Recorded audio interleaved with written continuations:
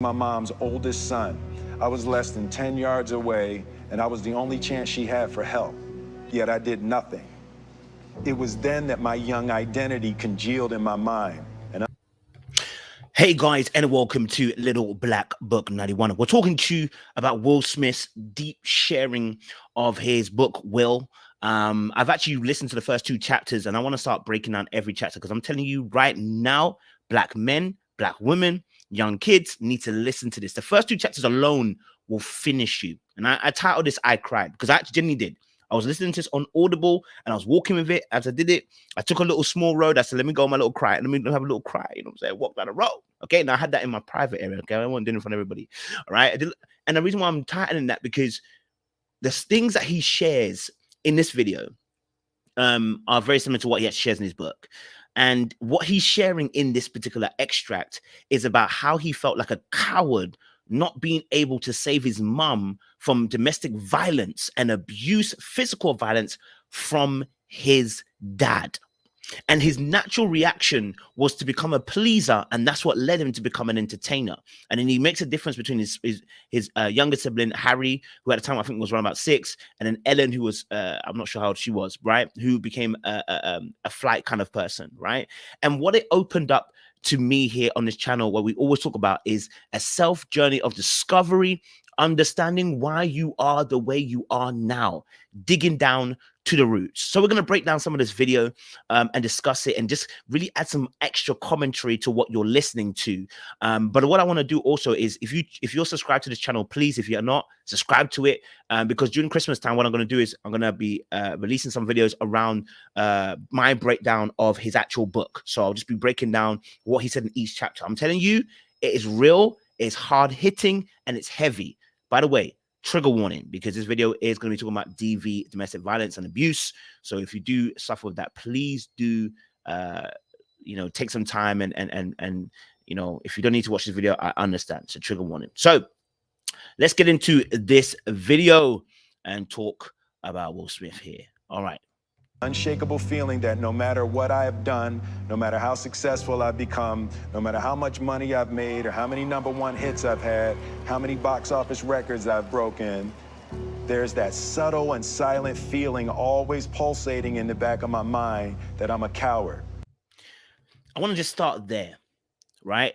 Because this is also in the extract of the book. This is in chapter 2 and chapter 1. The feeling of being a coward. I want you to imagine this is Will at 10. Okay, this is Will in his youth. Okay, this is Will as a young man. Sorry, the light is just getting a bit mad there. Let's make sure, right? This is Will as a young man. Okay, who is seeing his father, a grown ass man, beating up his mum, and as the oldest son, all right, he feels a responsibility to want to defend her, but doesn't physically intervene. His younger brother, Harry, does. And then Ellen runs away. So he breaks down how each individual person gets involved. What it spoke to me in this moment was about how people respond to conflict and how we are born with certain attributes, right? Why did Harry decide to fight? His younger brother. Why does Will decide to please? And why does Ellen decide to run? These are things that are almost, I would call, within the nature of the individual person. They are naturally inclined to go a certain way or a certain path. We push ourselves in these ways. We think we're being pushed in these ways, but these are, I believe, natural inclinations. If you're a fighter, you're always born a fighter. You have it in your spirit. Now, you can learn to fight, but it's a natural thing that a lot of people have. Harry had it. He was 6.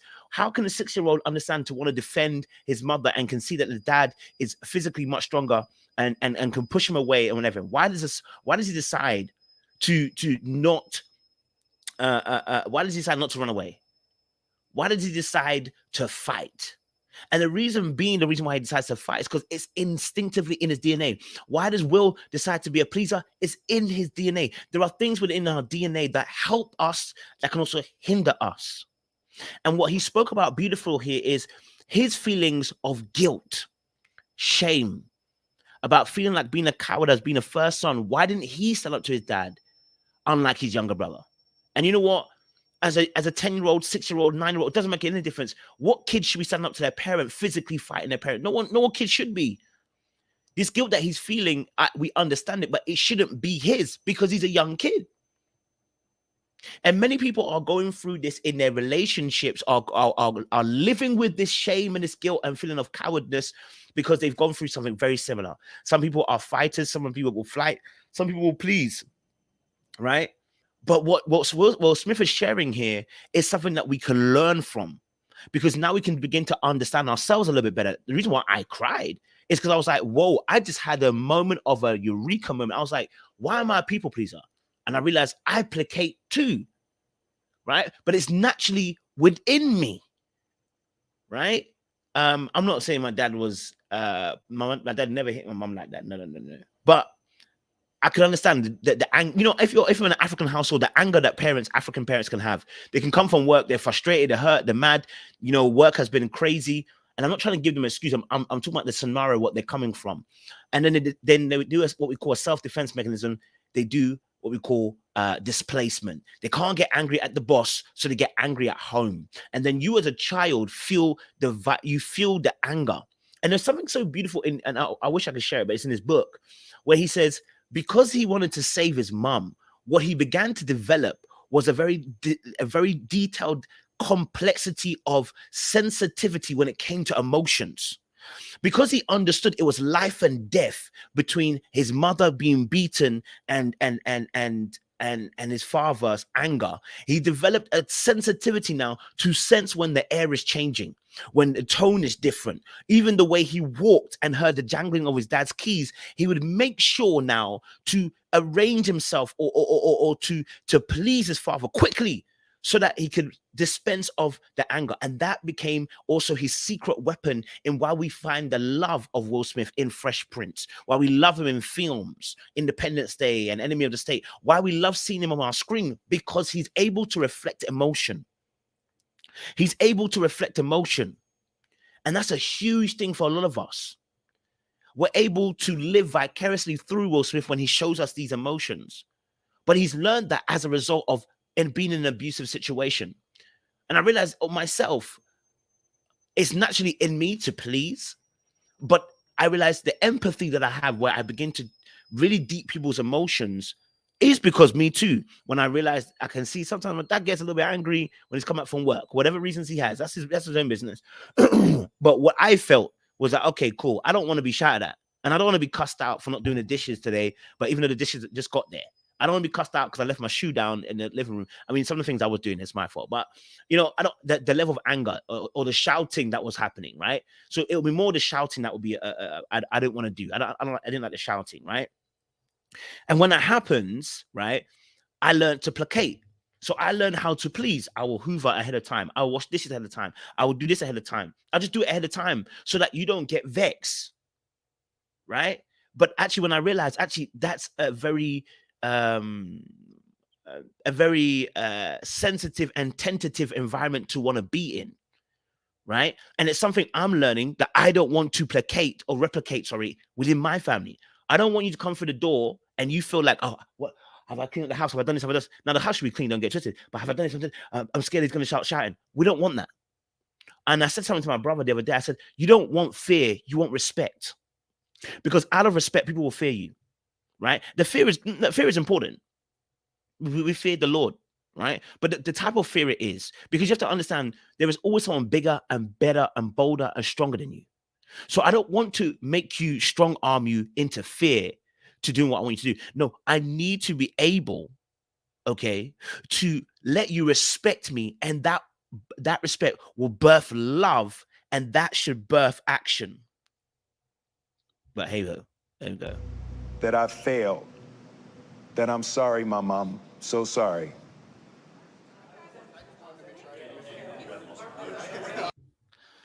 And so as you hear him talk about how he feels like he failed his mom, you know, he didn't fail his mom. You know, he can only do what he could do. He's 10 years old at the time, a young man. You know, he could only give what he had at that time, the capacity that he had. And that's why I'm saying to you that this is where we have to look back at roots, guys. Okay. There is nothing Will could have done differently in that scenario because he's done what he would have done anyway. That was what he was at 10. That's how he was. His nature is to please. And it would always be that. It just got heightened due to what he expressed.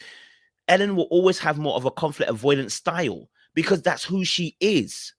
And Harry will always be a fighter because that's who God has put. That's the spirit that God's put in him. You have to understand, God puts a spirit in each of us, a personality, a style in us all, right? And it's all meant to work together. As human beings, we're meant to work together. No one. Now we may put others ahead of the other. We may put certain traits and styles with more weight and say that's a greater style or contrast or personality trait, whatever. But they're actually all needed. Right? There are times where you don't need to fight, you need to fly. There are times you don't need to fight, you need to please. And there are times to fight. There are times for all of these things, but they need to be used at the right time and the right season. If you're always fighting, you combative. If you're always pleasing, you're going to end up being taken advantage of. If you're always flying, what will happen is you never resolve anything. You can't have only one thing forever. You have to have a mixture. But let's have a look at what he says more. The chapter for the first time. Okay. Yesterday, yeah, so we and she still agreed to come sit with us. No, but if I must, yeah. And you know what? It's so funny. In the book, he describes his mom as being someone who only speaks when she needs to add something. And when you watch this video, you'll realize she just actually does that. She doesn't speak unless she needs to add something, which is so powerful because she's measured in her tongue and measured in her responses. Let me listen to another clip here. You knew your kids were. Yes. You knew your kids could hear, and you knew your kids could see. Yes. And she wanted us to think he wasn't hurting her. Yeah. Man, I'm telling you, this whole section here, man, so powerful. And this was my last kind of contribution on this. The way she handled it, he was speaking about how she wanted to always show that she never wanted to give up in the face of her abuser or her husband, right? She never showed that she was broken. And it's so funny because honestly, this was a conversation I just had with my brother hours before about letting nobody see that you're broken. It's like being a boxer in the ring. Okay, you can't let them see the person who's trying to hit you that you broken. You got to eat their punches. That doesn't mean literally, but what it means for us in an emotional sense is don't let these people, if people are trying to hurt you, don't let them see that you're broken. Let them know, listen, brother, it's not me that's going to get broken by what you're doing. Okay, right? And that's not necessarily a fake sign of strength. What we're saying is there are moments where you don't need to show that weakness. You need to show your strength and show that you're eating up what they're giving you. I say that in a contextual example here. I recently just saw that I did a dance video, right, on TikTok, and it went like small viral in UK Twitter, right? And somebody tweeted it, and it was like something about, I would knock over the camera, da da da. And then I saw loads of quote tweets, right? Like 800 different quote tweets coming up, right? And loads of people were saying like horrible stuff. Basically, just saying, oh, like, what's this guy doing? Taking up all the time in the gym. Who does he think he is? Da, da, da. I've seen a lot of mean comments. And there's a lot of nice comments too, right? And in that moment, I remember my brother messaged me saying, bro, I'm getting vexed for you, bro. I said, don't worry about it. You don't even know. You don't even realize that in that moment, they are supporting me. As much as they're trying to hurt me, they're supporting me. I mean, my video is going viral. It's going around the world. Let them continue. I'm not going to let you see that hurt me. Right. And to be honest, it only hurt me a little bit. I mean, to be honest, I was happy. I was like, at the end of the day, they're doing my job for me. They're making me viral. So I don't mind. Right. But I was determined. So what I did, I started replying to everybody. I started quote tweeting it. I started quoting and say, this is funny, right? And I realized that's my pleasing ways to placate. I started quote tweeting and I started making them laugh. So now you have to be my friend. Because how I'm going to war is I'm not going to fight you. Oh, no, I'm going to make you my enemy, my ally. That's how I fight. I fight in the shadows. I told you guys about the story about the water balloon situation where I said we're having a water fight in summertime, and I never did face-to-face fighting. No. Me, I will be in the shadows. I appear out of shadows, and then I go back to the shadows again, into the darkness of the night. Right? I don't fight face-to-face like that. No. I want to put fear. If I'm gonna kill you, I'm gonna kill you by doing smart intelligence. I don't want to do physical brawn. I don't think that's my key advantage here. My key advantage is I can outsmart my opponent. And the same way here, you don't show your opponent that you are broken. If you're on a battlefield, don't show you're wounded, because the enemy will try to honestly finish you. What am I saying in this situation? What I'm talking about is what she utilized in her scenario. In her scenario, she spoke about how she didn't want to show weakness. That doesn't mean that she necessarily completely fought back physically. What she was saying is she never showed that she was broken, because she didn't want her kids to see that. And so she made sure that they saw that she was fighting back. At points, she said, listen, she egged it on at some points. At some points, she said, you can't break my spirit. And these kids learn vital lessons that in the face of this adversity, they're not going to be broken. Now, it's a very painful lesson, and I don't want anyone to ever learn this lesson. But there's something we can take from what she has said in those moments about how she didn't want to show her kids that she was broken, because she understood that if she was broken, they would then receive this brokenness in their life. And that's so important. So important. But again, that speaks to her nature. She's a natural born fighter.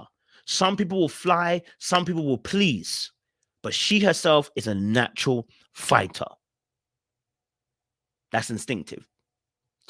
So, again, I want to say this. I'm not advocating for anybody to do this in the DV situation. What I'm talking about specifically is how she taught a lesson to her children. And I can understand the lesson that she taught to them, right, in those moments. If you want a broader context of what she said, listen to his book. It's so powerful. You will get a broader context. And honestly, it will shift your perspective. And that's why I said I cried. I cried because I could understand. And I could feel all the emotions when Will was speaking. And that may be just because I can identify what he's kind of saying in that sense. But listen, like, share, subscribe, click on the bell button for notification uploads. We appreciate you guys. Stay locked and stay loaded.